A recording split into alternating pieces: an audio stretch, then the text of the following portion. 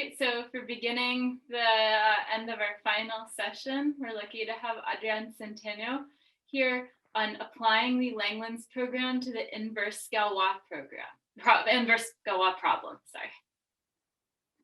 Okay, thank you very much for the invitation to speak in this special session. So in this talk, I want to try to explain how we can use some parts of the Langlands program to solve some cases of the inverse Galois problem. So let me start by recalling what is the link between the inverse Galois problem and Galois representations. So I want to start by recalling the link between the inverse Galois problem and Galois representations. So let L be a prime and consider a model Galois representation rho from the absolute Galois group of Q to GLN FL bar. So we have one remarks.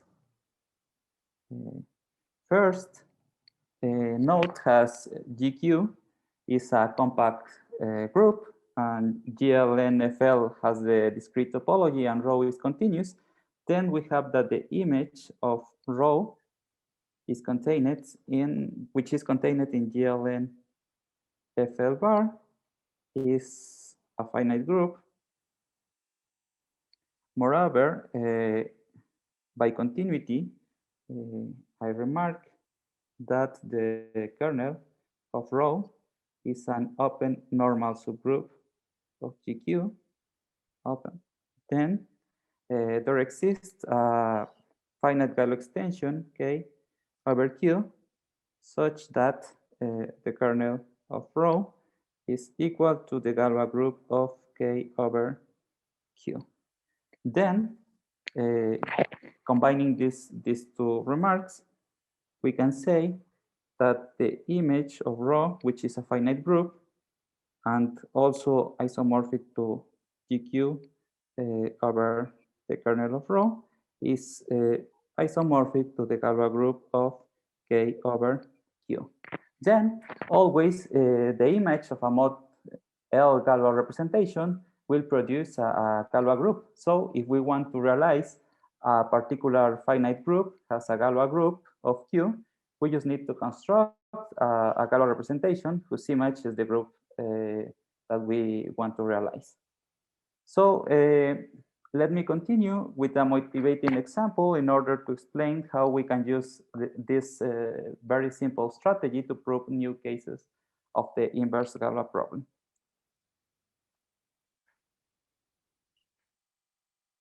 Sorry.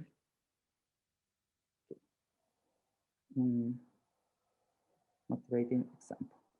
Okay, so in order to talk about this example, let me talk about the good dihedral representations which were introduced by Carré and Vintenberger in their work on served modularity conjecture. So let P and Q two odd primes such that P divides Q plus 1. And note that by the Dirichlet's theorem on arithmetic progressions, there are infinitely many couples of primes like this. So we have a lot of couple of primes to work. Now let Q square denotes the unramified quadratic extension of QQ.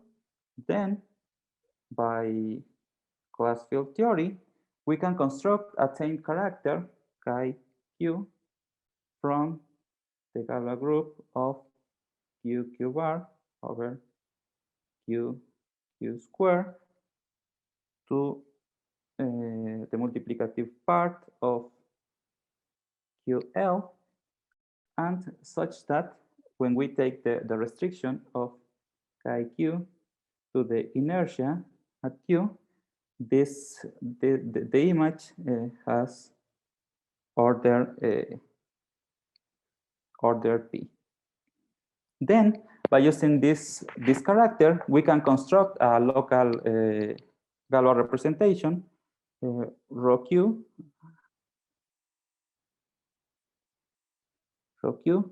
which we will define like the induced representation of the character chi q from G Q Q square to G Q Q, and its image is contained in GL2 QL bar. Okay, it can be proved that this local representation rho Q is irreducible, and also the residual representation rho Q mod L is also irreducible. Okay, so we are ready to define what is a good diagonal representation in this context. So definition,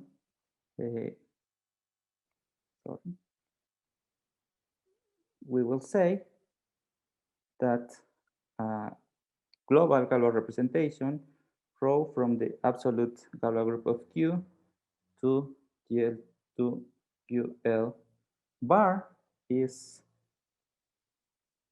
good diagonal at Q of order P if the restriction of rho to a decomposition group is isomorphic to rho Q, maybe a twist by an unramified character. Okay, so by using this definition and by using this definition, we have a very nice result of Carre and Vinterberger, which says the following theorem of Carre and Vinterberger, which says that if we choose P and Q sufficiently large, then the image of the projectivization of rho bar is equal to PGL2 FLS or PSL2 FLS for some positive S. Here, the projectivization is just the composition of rho bar with the natural projection from GL2 to PGL2. Okay, so let me talk about the idea of the proof. Idea proof is the following. We need to consider the finite all the finite maximal subgroups of PGL2 FL bar. Finite maximal subgroups of PGL2 FL bar. These maximal subgroups were classified by Dixon, and they can be, for example, finite subgroups of upper triangular matrices. They can be also dihedral groups where L doesn't divide R. They can be permutation groups like A4, A5, or S4. And finally, they can also be also PSL2 FLR or PGL2 FLR for some positive integer R. So the strategy to prove this theorem is to prove that the image of the local parameter cannot be contained in the subgroups in the first three cases. For example, if we are in the second case and the dihedral case, we have we can use the following exact sequence. We know that dihedral group is inside this exact sequence, where CR is a cyclic group of order R. Then the idea is very easy. We start assuming that the image of rho bar approach is contained in the dihedral group, and then by using some arguments on ramification, we can prove that in this case the image is, if the image is contained in DR, then the image is contained in CR, but the image of rho bar approach is a non-abelian group and CR is a cyclic group. Then we have a contradiction. If we are, for example, in the case 3, we can see that the order of P and Q allow us to eliminate this case. We choose P sufficiently large, for example. And the case 1 can be eliminated by using similar ideas. Okay, so now the question is if we can find good dihedral representations in nature, no? And the answer to this question is yes, and such kind of Galois representations were constructed by Gabor Bisi. So let me recall briefly what's the idea. So first, recall that given a modular form, a cuspidal modular form of weight k, level n, and character epsilon, which is normalized Hecke eigenform, we can associate to this modular form by the work of the Ling, the classical work of the Ling, a Galois representation rho FL from GQ to GL to QL. This association is for each prime. Then the result of Gabor Bisi is the following. Gabor proved that for H prime L and a couple of primes PQ sufficiently large, PQ sufficiently large, there exist infinitely many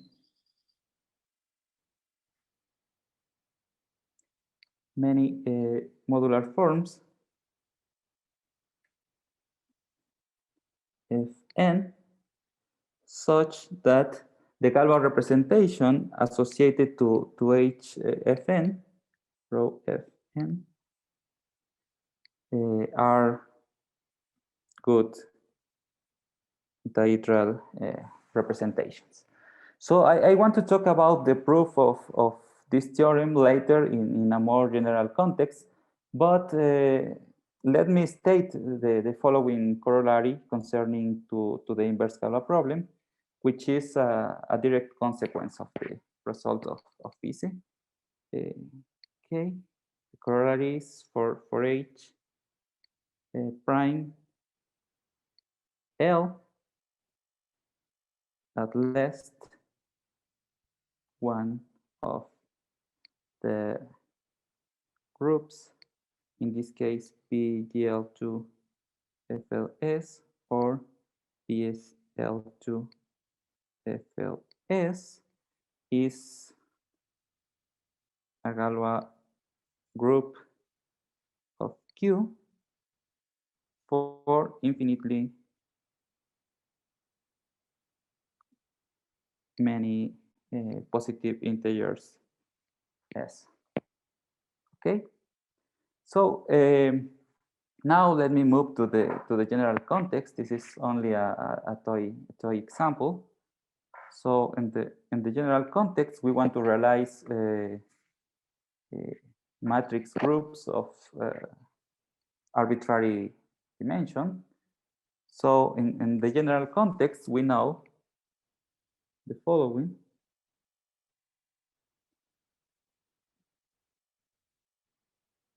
General context, we know that given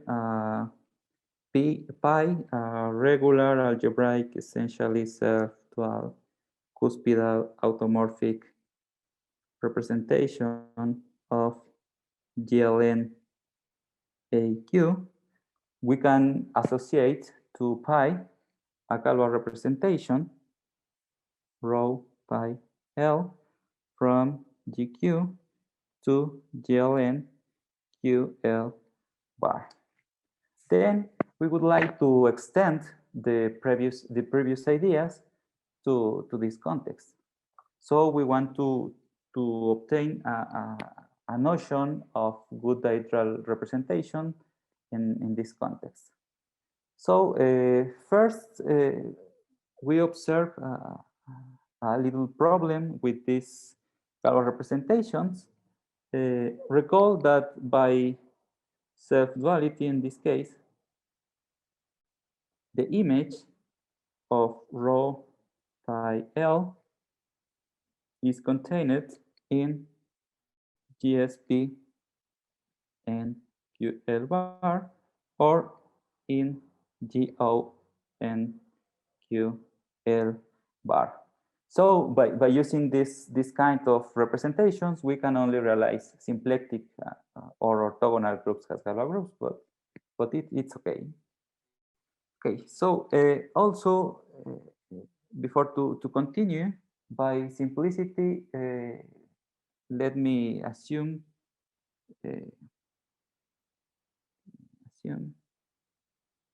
that n is even. So in this case, for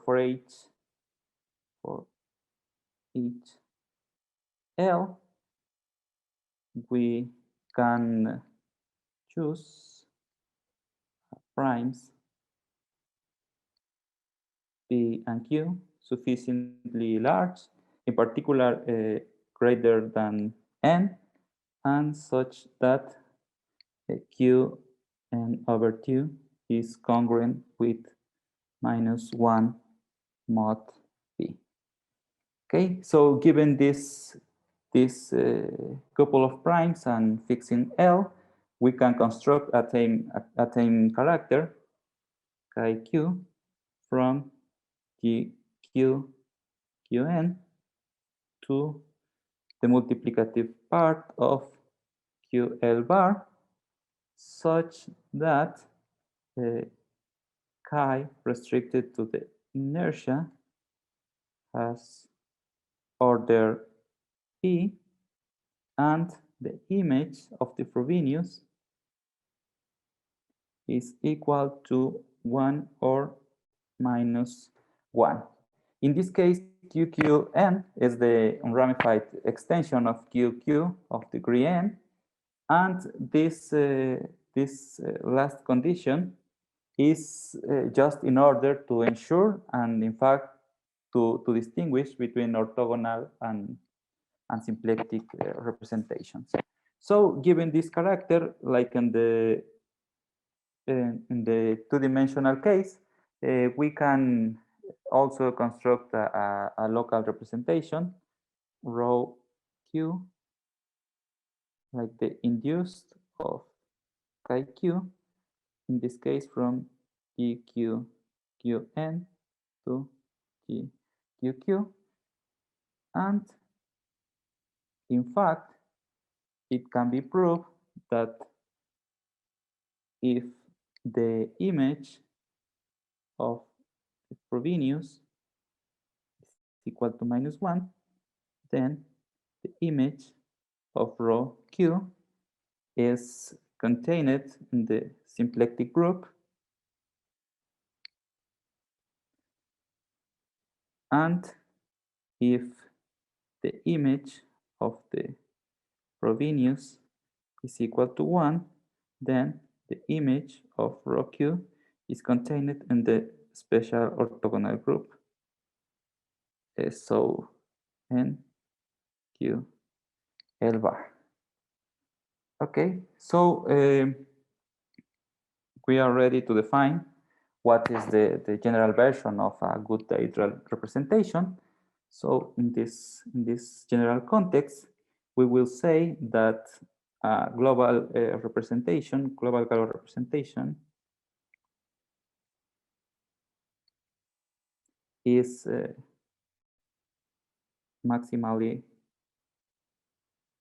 induced at Q of order P if, like in the two-dimensional case, the restriction to a decomposition group is isomorphic to the local parameter rho Q up to a twist.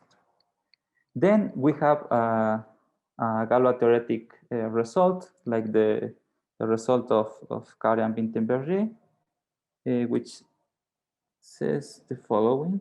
This theorem is a theorem of Carre, Larsen, and Sabin in the symplectic case, and of Dieulaeffet and Nye in the orthogonal case.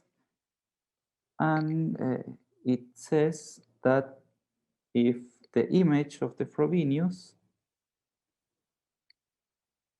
is equal to -1, then the image of the projectivization of the reduction mode L, sorry, is equal to PSP and FLS or PSP and FLS. And in the orthogonal case, it is if the image of Frobenius is equal to 1, then the image of rho bar approach is equal to one of the following groups: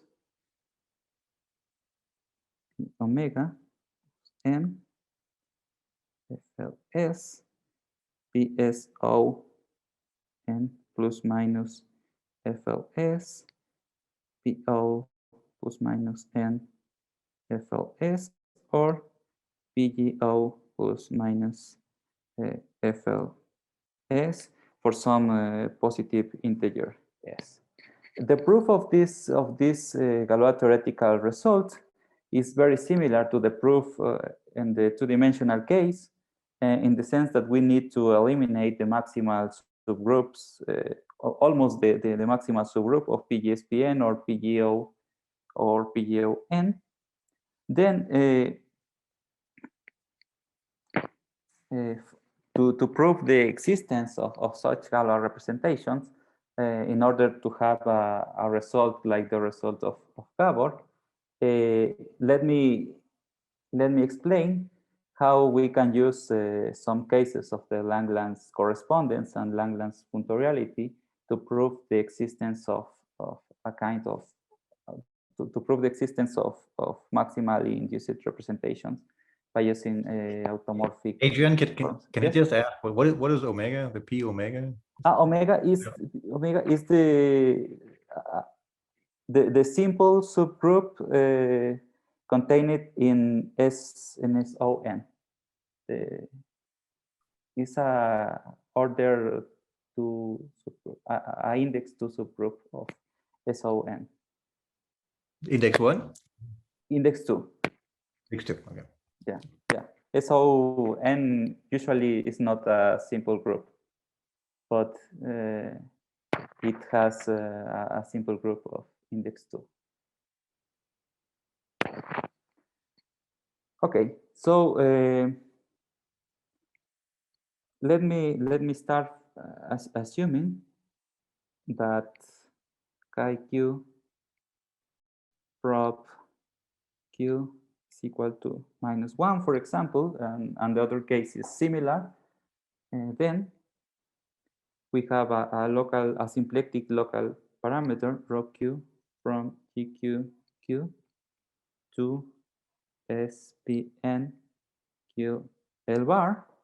Then, by using the local Langlands correspondence, for example, we can associate to rho Q a supercuspidal representation, tau Q, supercuspidal representation of SO n plus 1 QL bar. Then, okay, this supercuspidal is generic. This is important. Then, by using a globalization result of local to global automorphic representations and the semi-simple case, we can construct a global automorphic representation, tau, of SON plus 1 AQ, such that if nu is equal to Q, then tau nu is equal to tau Q. And this representation is also generic. Then, like this is generic, we can apply Langlands functoriality to construct a regular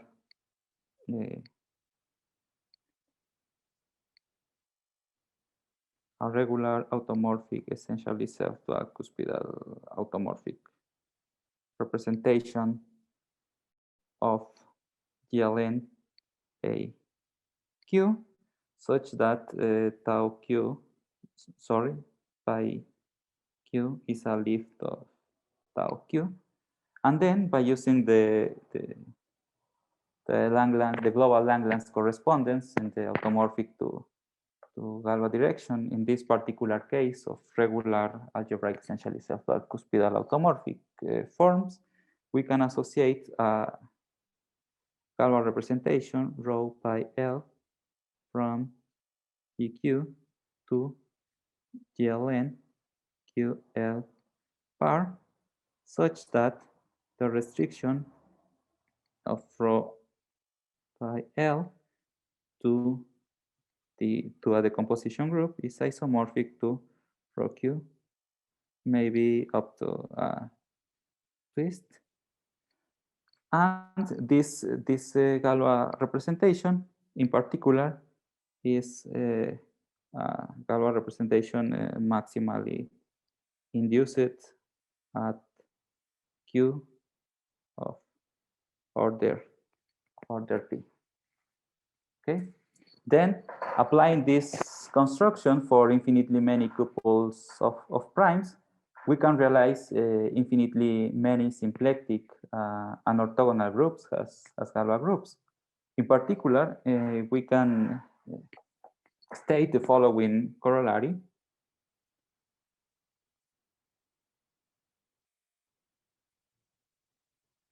Which is the following for H prime L, at least one of the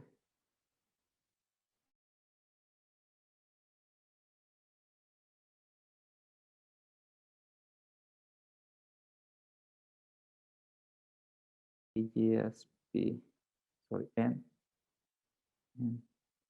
FLS is a Galois group of Q for infinitely many positive integers S. In the orthogonal case, we have the same result, the similar result for the groups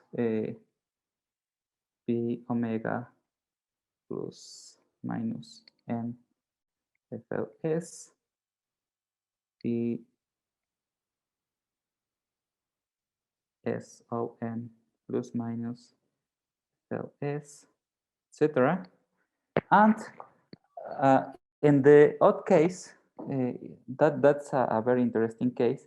because we cannot construct a tame parameter, but we can construct a deep one supercuspidal representation, and this is it's a result of Kari, Larsen, and Sabin, that the analogous result works, but in this case for the groups omega n FLS or SON FLS.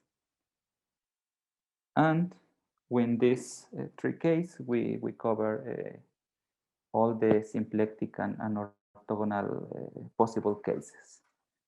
And I think that I stop here.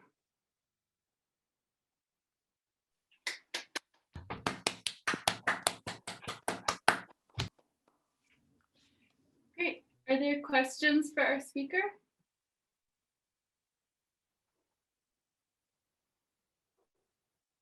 I can't see everyone, so if you're trying to... Can I ask you a question, Adrián? Yes. So what happens with the general case if you want to construct something in PGLN? I mean, you know, nowadays we have a result of how to attach Galois representations to non-self-dual automorphic forms, right? So Yes. so what is the issue in if you want to construct, for example, PGLN of FL to the S or something like this? Okay, effectively, if we want to prove the result for the unitary groups of general linear groups, we need to apply the result of Schulze. But the problem is in the globalization construction. In this case, we start with a symplectic parameter, and then we go to the dual group, the orthogonal, and we continue this process in order to globalize a supercuspidal representation. The problem is that if we try to do the same with the unitary groups, for example, we need to do a base change in some step, and then we obtain Galois representations of the absolute Galois group of a quadratic extension. Then we can realize Galois groups over a quadratic extension and not over Q. And I don't know if there is a result about globalization if we don't assume that the reductive group is semi-simple, quasi-split semi-simple. If we find a way to construct directly, to globalize directly supercuspidal automorphic representations, we can apply this strategy to prove the inverse Galois problem for some cases, the unitary and general linear group, but I don't know how to construct that. Okay, thank you. And so let me ask you a related question, but I mean, instead of using this, you're using there a globalization result. I don't know what's the right reference for this, but can, instead of using a globalization result, use another trick of Karen-Bitter-Berger, which is if you start with any automorphic form, then in some cases, via some congruence, you can add this good dihedral prime, but via congruence. So you start with something which you already know it's global, and you have a representation which you already know it's global, and then somehow via congruence, you add this dihedral prime to the image. So can you use this sort of results to try to get large groups like GLN or something like this without going through this globalization procedure? The problem is that I don't know that we don't have level racing results in this case for GLN. We need a sort of level racing theorem like Diamond and Taylor and we don't have a kind of term like this. Okay. Okay. Okay. Adrián, Yes. thinking about I don't know if, sorry, if Ariel had any other questions. Yes. But Go ahead. about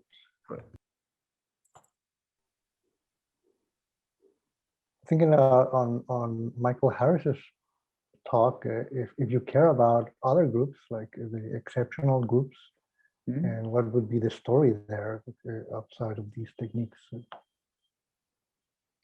Okay, for the exceptional groups, Kari, Larsen, and Sabin have a result for G2, but and they provide a strategy to prove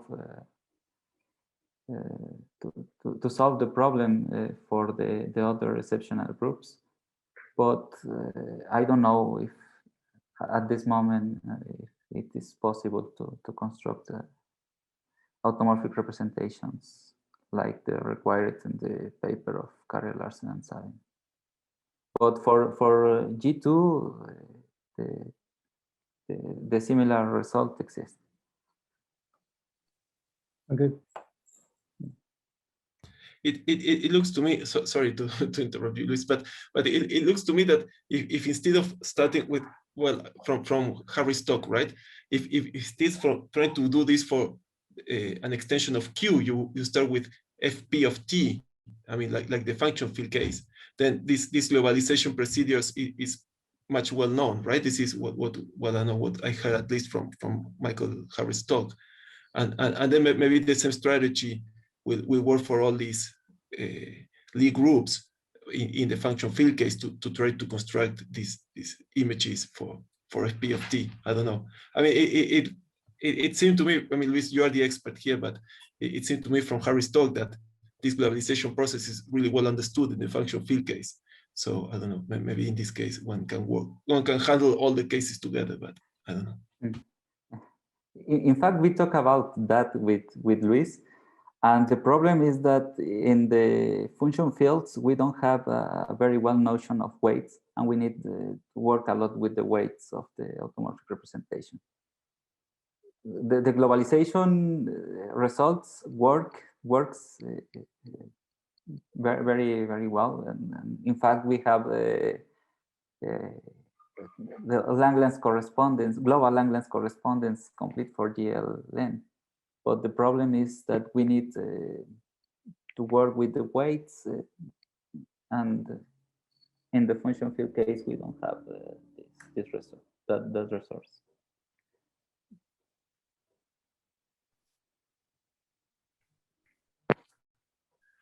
So I had a question about your representation tau.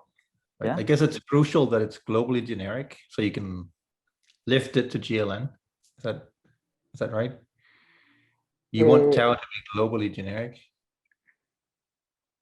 When we prove the result, we need globally generic because Langlands functoriality was not available for arbitrary automorphic representation. But now we can use the Arthur's work to globalize, Okay. to lift to GLN without problem. Yeah. Okay.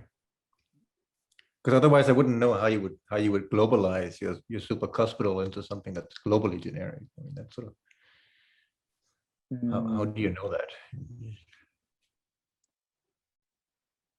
Okay, I don't know.